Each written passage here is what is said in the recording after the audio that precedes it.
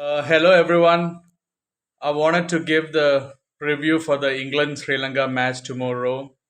Very important match for England and Sri Lanka. Sri Lanka and England struggling in this World Cup. And especially for England, the runners up England, they have lost three matches out of four. Talking about the history between Sri Lanka and England, I mean, they have played 11 times each other, and England are leading 6-5, 6 to England, 5 to Sri Lanka. But the strange thing is that in the last four World Cup meetings, Sri Lanka have beaten England, which is surprising actually, especially considering that the last 2019 World Cup was in England. England were world champions, but they were beaten by Sri Lanka even in the 2019 World Cup. Angelo Matthews got 85 not out. Kushal Mendes got around 46, and it was a low scoring affair, 232, I think. And Lasith Malinga was the man of the match. And the highest scores posted by England in World Cup meetings is 333, and the highest total posted by Sri Lanka against England is 312. That came in that 2015 World Cup in Australia, where Kumar Sangakkara got an excellent 100. Sangakkara was in brilliant form in that 2015 World Cup, getting a lot of hundreds. And tomorrow will be a very important match for both teams. I mean, the lowest total by Sri Lanka is 133 and 137 from England in the World Cup meetings. And in that last World Cup, in 2019 World Cup, where England lost, Ben Stokes got 82 not out, and Joe Root also got a 50, 52 runs as well. So both of them still playing. Kushal Mendes, who got 46 in the last World Cup, also playing tomorrow. And Kushal Mendes has been in excellent form in this World Cup, so that's very important.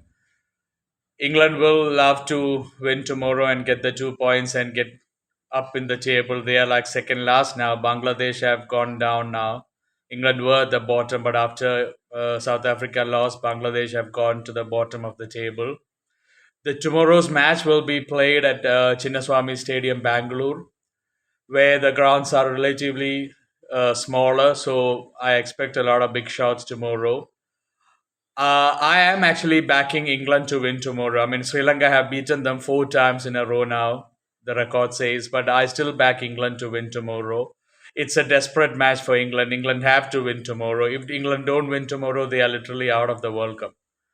Practically out of the World Cup. It will be impossible for them to make the semis after losing tomorrow. So I expect England to play well because the way Sri Lanka have been playing in this World Cup, I have no confidence to call Sri Lanka. They are very unpredictable. They do have good players. I've said Kushal Mendes is one of my favorite players. Dhananjaya De Silva is a good player as well. And Madhushanka has been bowling well in this World Cup. He will be a key with his left arm swing bowling. And the spinners Velage and Tikshana will be important as well. Tomorrow, Bangalore Chinnaswamy Stadium. I mean, normally they sometimes used to have turn in the Chinnaswamy Stadium, but it's a smaller ground compared to the other big grounds in India. And I expect big shots tomorrow. But I would love to see England play some normal cricket tomorrow. I've said in my previous video, one thing I have against England and Australia is that their batting is quite arrogant. I mean, if you when I say arrogant, I don't mean that they go for sixes. I mean, South Africa have gone for a lot of sixes, especially in the last 10 overs. But I understand if a team keep wickets in hand and they go in the last 10 overs. But the problem with England and even Australia at a point was that they go for a lot of big shots during the 20, 30 overs. I'm not saying bad balls. I mean, obviously, if it's a short ball, it should go for a six, or if it's a full toss or you get a half volley, you should hit for a four.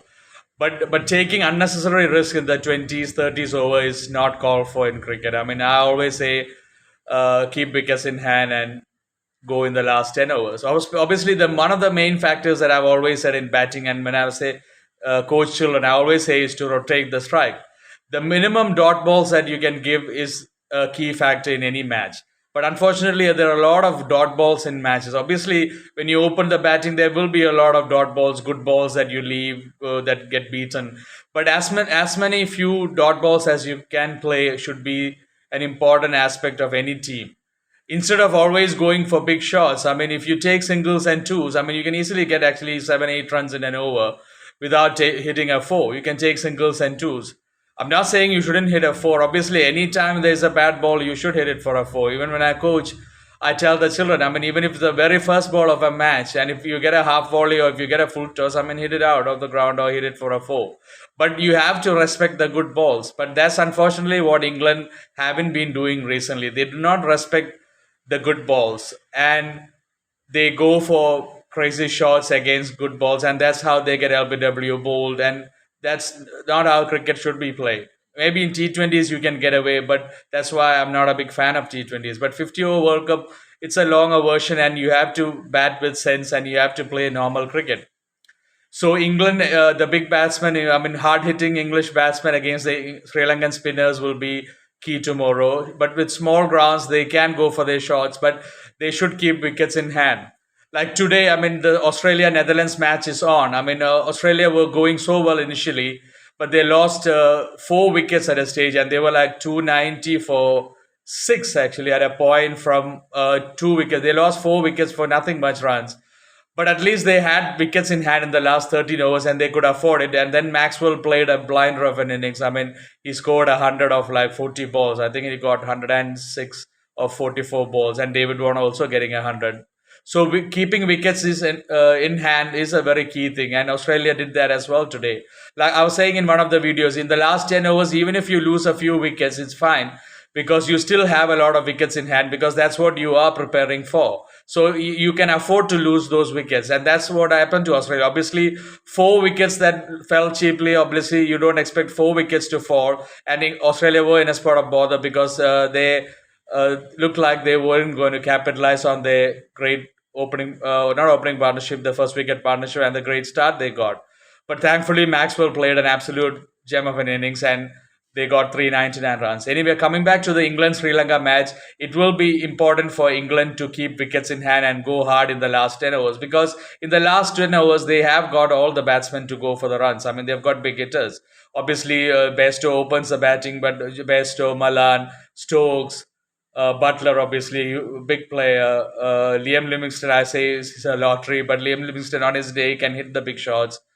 And Harry Brook can go big. I mean, so they've got all the players, they've got all the big hitters, big batsmen, but they have to bat with a bit of sense. And that's when I say England, that I'm backing England to win tomorrow. I'm hoping that England will bat with a bit more sense. Obviously, they cannot afford to play arrogant cricket tomorrow. If they lose tomorrow, they are basically, I think, out of the World Cup. So all stakes high tomorrow for the England Sri Lanka match.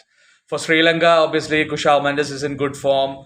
So he will be important at the top of the order. Even Nishanga has been getting runs. So that let's see how the top order bats. But the middle order has been a worry for Sri Lanka. Madhushanga is the big bowler for Sri Lanka so far in this World Cup. Even in the first five bowlers of the World Cup wicket takers, he's there. And he's been bowling well. He's been swinging the ball well. So that will be important with the English batsman. I mean, if he swings the ball and some Bairstow or Malan, they go for big shots. I mean, they could maybe get bowled LBW, even inside edges onto the stumps. So that will be a very important match of how they play Madhushanga. I think England should play Madhushanga well, play the ball on merit, and then go after the other bowlers, which are not very strong.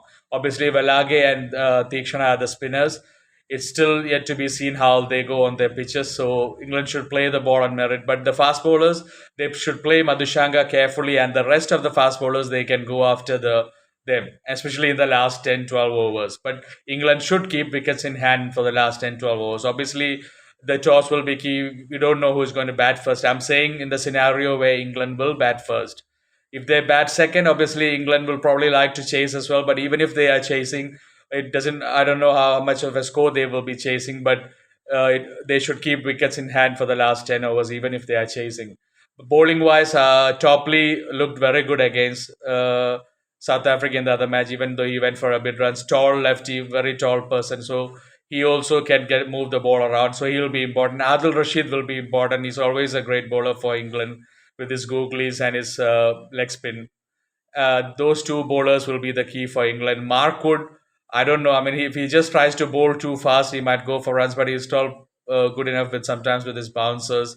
But Mark Wood sometimes just tries to bowl too fast, and I mean, if against good players on a good pitch, the faster you are, the faster you will go to the boundary. So Mark Wood needs to change his pace. I don't. Maybe they might drop him even. I don't know. But he got some runs in the last match. I'm surprised that they haven't played Chris Wokes. Chris Wokes is an excellent all rounder, very good with the ball, economical and bats well too. So anyway, tomorrow England Sri Lanka, big stakes for tomorrow. England, very crucial match for England, and an important match for Sri Lanka as well. So let's see what happens at Chinnaswamy Stadium tomorrow in Bangalore. To everyone, thank you, take care, and enjoy the match. God bless you.